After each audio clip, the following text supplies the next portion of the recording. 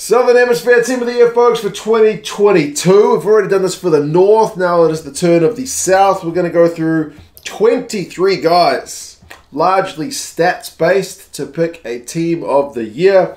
You guys, as always, can let us know your thoughts. Yeah, basically looking at the guys from South Africa, New Zealand, Australia, Argentina. Yeah, also included Japan with the numbers, because they're a tier 1 team. They got plenty of stats. Even though they're in the Northern Hemisphere, they kind of align a bit closer with the South. But sadly, they didn't get any guys in the team.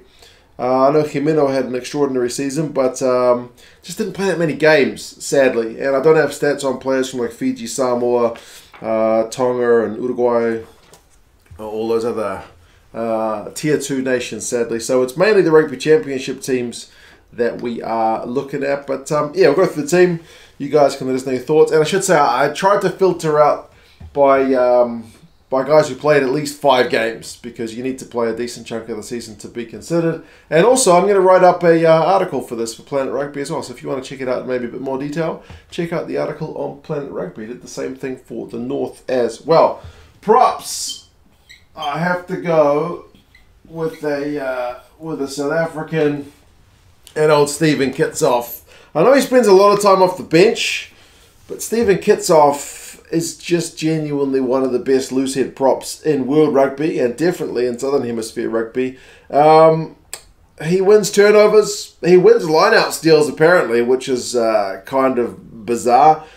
He gets some go-forward ball. I think he's the second best prop for getting run meters in the Southern Hemisphere.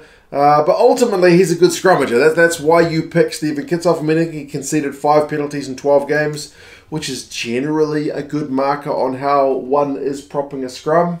Yeah, he just does a bit of everything, the old Ginger Ninja. So, yeah, Stephen KITSHOFF, what can you say? He genuinely has a pretty all-round skill set, which I think serves South Africa pretty well. And speaking of South Africa, I can't not pick the big unit that is old Frans Malherbe. He's just your quintessential scrummaging prop, and he maybe doesn't get the love that he deserves in some quarters. Like, some props are a lot flashier than Frans Malherbe, but I know he is getting a bit of the love now, because people are actually starting to keep the stats on how many scrum penalties he has won, which like directly lead to points. I don't have those stats at hand, but I know they exist, and he's very, very valuable for the Springboks cause. And his around the park stuff is kind of getting better. Like, he's tackling at 90%, you know, which is pretty phenomenal. I think he's like the 6th top tackler for like average tackles made per game. So remember, the Springbok props tend to only get to play just over or just under half the game. So yeah, he is absolutely Mr. Reliable. Like, if you're going into a game and want to know you're not going to get bossed around at scrum time, that's the guy you want on your team. It's all well and good, you know, to have some flash around the park, but if your scrum's getting dominated, it's kind of fat like good it is, right? So yeah, it's kind of surprise, 2 South African props. For hooker, I think it's one of those ones where genuinely all the Southern Hemisphere teams are pretty well stacked. I think we've got some world-class hookers, especially the Rugby Championship teams, man. I mean, goodness me, Montoya, Marks, Tokiaho, Fainga'a. Like, there's some proper good players for various reasons. So you kind of got to take your pick, really, of what you want from your hooker. Do you want a guy who makes 1 million tackles, breaks tackles? Do you want reliable line-out throwing? Do you want turnovers? Do you want tries?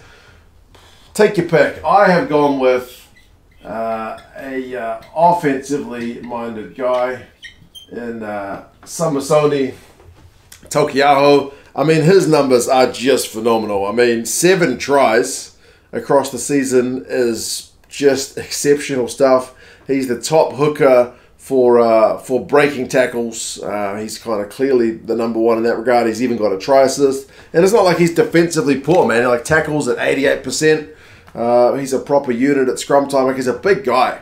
Really, really big guy. Second for run meters for hookers, only behind Ireland's Dan Sheehan. So he's like the top Southern Hemisphere guy.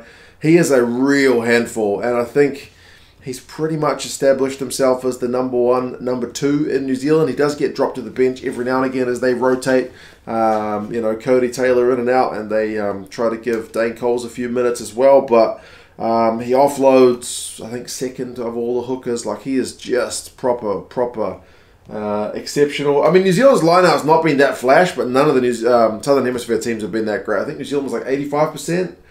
Argentina was the best, I think, of the Southern Hemisphere teams, like 88. Australia was the worst. So, yeah, all the top line-out teams in 2022 were actually Northern Hemisphere teams. But there you go.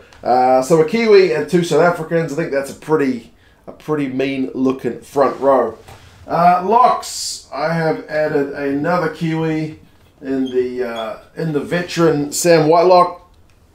Had a pretty good year. I mean, he's getting on in years, but you wouldn't know it to look at his play. I mean, maybe you would, because he's just a veteran who shows some of those veteran skills. 8 turnovers. One for him is the most turnovers of any Southern Hemisphere lock. I think he's still a wee bit behind Tyburn from Ireland in the overall scheme of things, but he's been really a big threat. He's the top average tackler in the Southern Hemisphere with 11 per game. He's got the most passes of any Southern Hemisphere lock. He even scored a try, which he's not really known for. So his involvement rates, man, the work rate is just phenomenal. He's getting up in the air.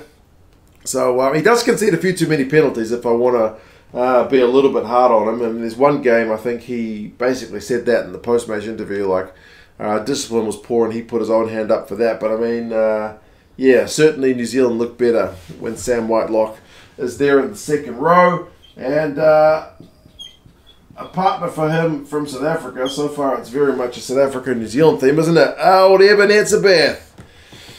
He had a year to remember. Was he the world's best lock in 2022? Him and Tyburn maybe would make quite the duo, because goodness me, EBEN, most line-out steals of any lock in 2022 by my count. He's been very good in the air. He's only behind Diaka in terms of line-out wins on his own ball. Tackles at 89%. 2 try assists from him. Not something he's not that known for, but the most of any lock this year. 7 offloads, the most of any lock. He scores a try, one that was a little bit, maybe a wee bit dodgy. I think both their tries, actually, Whitelock and ETZEBETH, were both a little bit dodgy. But, yeah, man, both those guys had exceptional years. And EBEN is still a guy who you don't really want to mess with. He's got the old crazy eyes. Alan Alatoa learned all about that. They had a beer afterwards. But, yeah, pretty good lock and duo, I reckon. And there's certainly plenty that I have snubbed. But there you go. Those are the picks. Loose forwards. First one who is not a South African or a Kiwi is big Marcos Crema. Sometimes you need a guy who's a big unit, who's going to get through a lot of tackles. And that's Marcos Crema. I think this year, in terms of total tackle count, he's only behind Josh van der Fleer. The guy just tackles and tackles and tackles.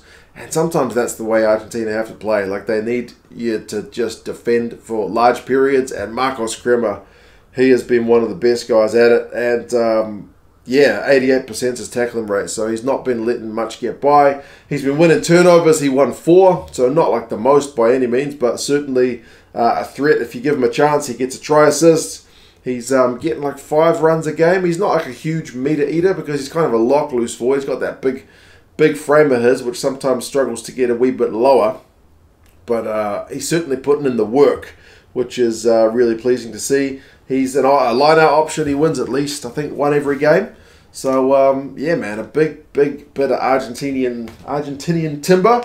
Another one whose penalty count is a little bit high, I would say, him and Whitelock. But, yeah, Marcos Crema, put him on the blind side, and you've got a big human being doing some really good things.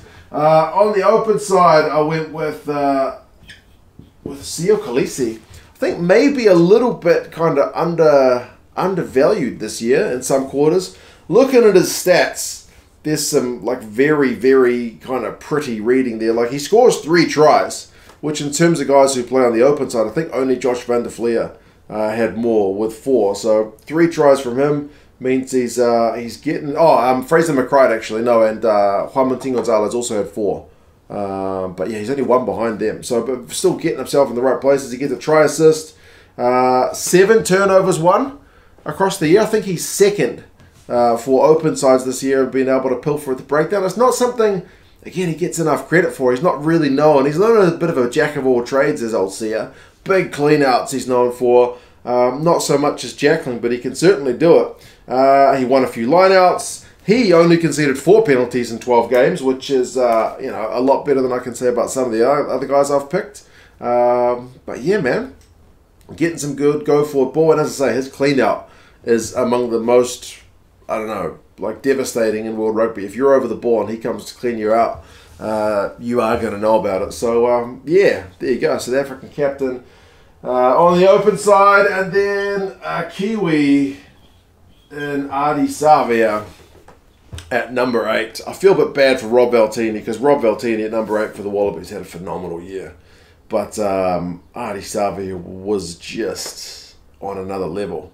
How he didn't get nominated for World Player of the Year, I don't know. It still burns for most of us New Zealanders, but you know, we'll let it go. Just look at his stats, man. He scores 5 tries. That's the first among loose forwards. He has 4 try assists. That's the most among loose forwards, including that ridiculous dummy that he did in the Wales game. 39 average run meters a game. He's second only to Greg Aldrete. And I guess Kazuki Himeno as well, if you want to include a guy who played less than 5 games. More than 2.5 defenders beaten a game.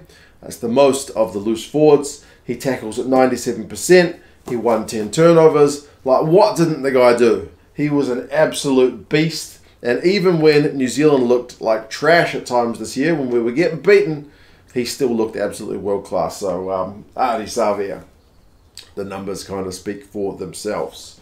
Number 9, as we get into the backs. Remember, I will get to some to bench guys at the end. So there's still some forwards to come. Aaron Smith, another veteran, kind of rolled back the clock, I thought, a fair bit for the All Blacks this year. Maybe there's a few kind of young guns, Folau Fakatava, threatening to challenge Finlay Christie maybe at times, but no, I think the veteran still showed he's our number 1, number 9. He's first equal for try assists among number 9s this year with 5. He's you know, passing a ton, which is kind of the main reason you picked the guy, because he's got a bloody sweet pass, which he gets up at before the sunrise to practice his passing pretty much every day. If you've seen his like wee documentary they had on Sky here in NZ, the guy just passes and passes and passes and passes because he knows that's his job. And only 6 turnovers conceded, which is really weird for a guy who's got his hands on the ball that much. Like most guys like Ali Price, Jamison Gibson Park, some of the Northern Hemisphere guys who get their hands on the ball a lot are well into double figures in terms of balls dropped. But Aaron is remarkably safe in that regard. Doesn't kick as much as some of the other 9s though. That's an area of his game where he's, I mean, when you got a pass like his, I suppose it makes sense, but he's not as much of a kicking 9 as some of the other 9s around. Tackles at about 80%, which is pretty solid. Most of the 9s are in the 70s or 80s. I mean, Dupont is a freak. He's in the 90s. But, yeah, man. Even scored like a couple of tries this year, right? So, getting some go forward. Not a huge running 9, but he's got it in his game when he picks that option. It's usually a pretty smart one. So, yeah, Aaron Smith. There you go. He's my number 9. And 10 is a real weird one because which of the Southern Hemisphere 10s was like the regular guy? Australia used loads. South Africa had a bit of an injury crisis at 10 with Pollard gone and Yankees out the side.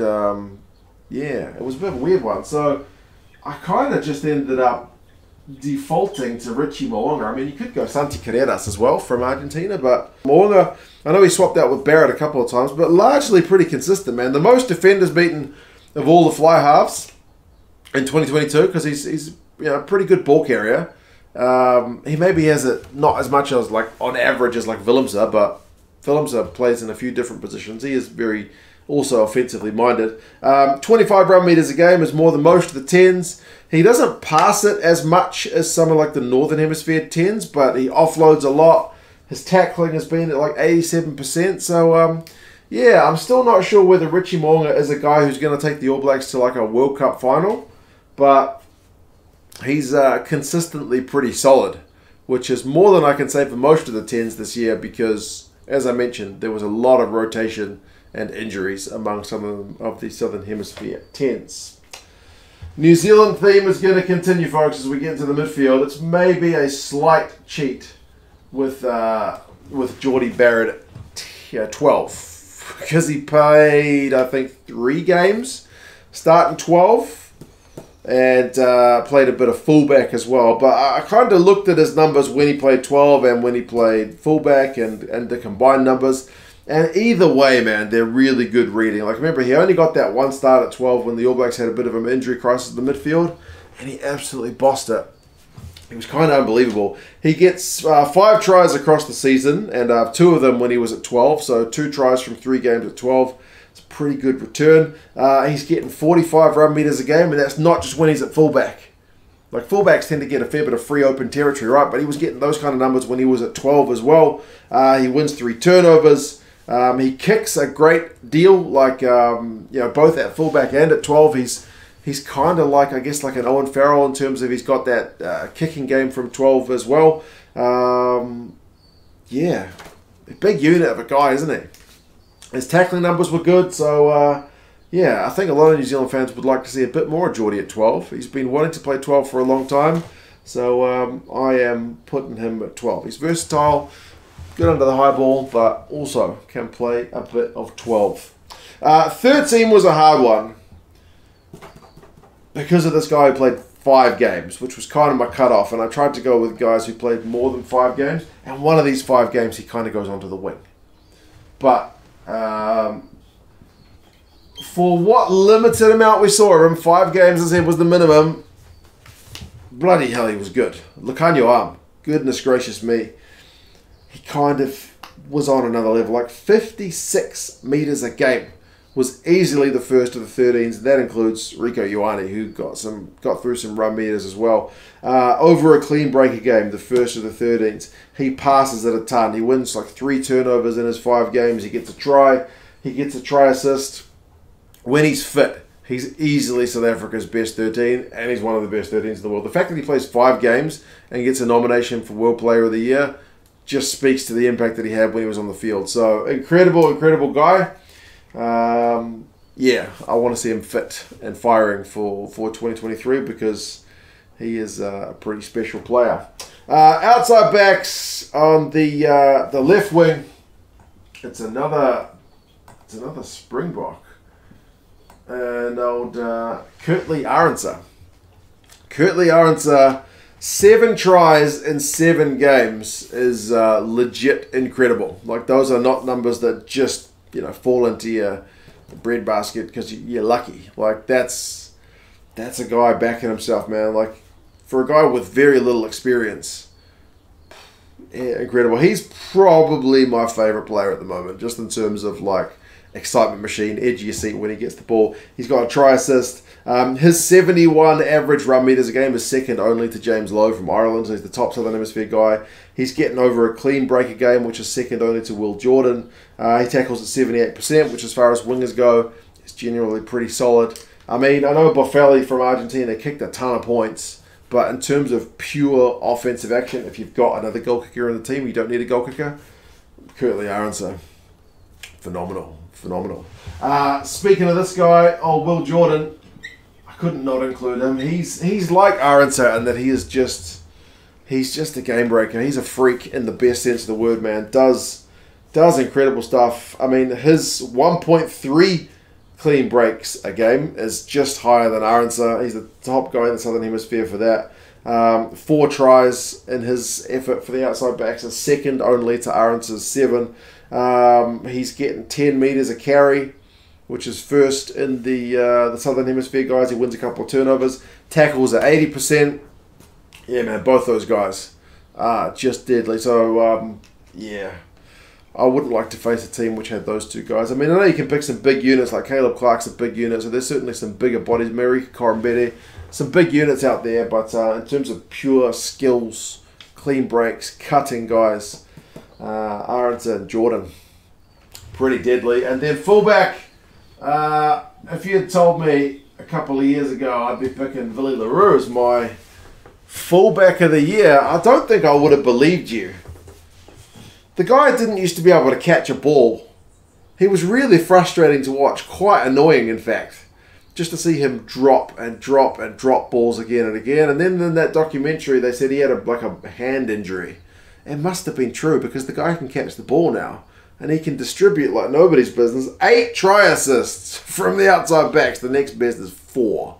So that's kind of freakish levels. Now, remembering the fact that his role is maybe not just like a standard fullback at the back to catch high balls and boot it up and, you know, do a bit of the old kick return stuff. Very much a playmaker. Has to be. 8 try assists speaks to that. I mean, 10 passes a game, more than any of the outside backs. He kicks a bit less than the likes of a Barrett or a Hog, you know, some one of those guys with a massive boot. Like, he doesn't have a huge boot, but he certainly distributes really well. 6 turnovers conceded in 11 games. Remember I was talking about his hands? Speaks, well, most outside backs drop the ball a lot more than that. So he's been very safe at the back, and South Africa's attack just looks a lot better with Villy in the back line. So that is the 15 for the team of the year. I feel bad that I didn't include any Australians in the starting 15. They've kind of had a hard year, and that it's been hard to kind of get regular minutes out of them. So, yeah, I have got some on the bench. But we'll start with the hooker. I got to go Malcolm Marx. I mean, if you wanted to start Malcolm Marx, you could. Like, turnover winning, again, freak of a player. Like, he's not got the offensive game that Taukei'aho's got, but he's got a better defensive game than Taukei'aho. Still scored 4 tries, tackled 92%. Line-out was, you know, pretty good from South Africa. Again, Northern Hemisphere teams were better, but very, very good player. Loose head prop, Thomas Gajo. Like, what a unit. Most defenders beaten of any loose head prop. Like, unbelievable. Scores tries, and his scrummaging's getting really good, which is really pleasing to see. Tight head prop, Alan Alazoa. Like, genuinely very, very good player. Tackles at 92%. Most, I think, average tackles, more than 7 tackles a game from tight head prop. Like, proper work rate on him. Again, not as maybe offensively dynamic as like a Tupou, but I think if I was going to start one, I'd be starting Alazoa. A very consistent guy. Diaka is the lock, like just one of the great guys in the air. Very good in terms of his carries as well. Genuinely an elite level lock. Rob Valtini, had to get him in somewhere. I know he played like 1 game at 6, so you could argue to have him at 6 ahead of Kremer. Certainly a better offensive game than Kremer, but Kremer was a defensive master and genuinely played on the flank where Rob was pretty much an 8. So, I mean, first in the loose forwards on first equal for clean breaks, tackled at 91%. So, yeah, Rob Valtini was a great weapon for the Aussies this year. Nick White as well, despite his dive against the box. Great kicking game. Gets the Aussies going forward, like genuinely very reliable as well. 10, Damian Willemse, Mr. Flexible as well, can cover multiple positions. One of the most offensively minded South African players for sure, just wants to get the ball and run. Can kick drop goals too. And then outside back or midfield cover, Rico Ioane, genuinely very dangerous. If you wanted to up the requirements for this team to guys who had to play more than 6 games, then I think Lucanio Arma's probably out. And Rico is in, or maybe Len Ikitau as well. He's been very good all year too. But Rico, run meters, clean breaks, just, you know, loves a carry. So there you go, folks. That's the Southern Hemisphere Team of the Year. It's kind of Springbok and All Black heavy, but I guess, I mean, that makes sense. But I just look at the stats, man.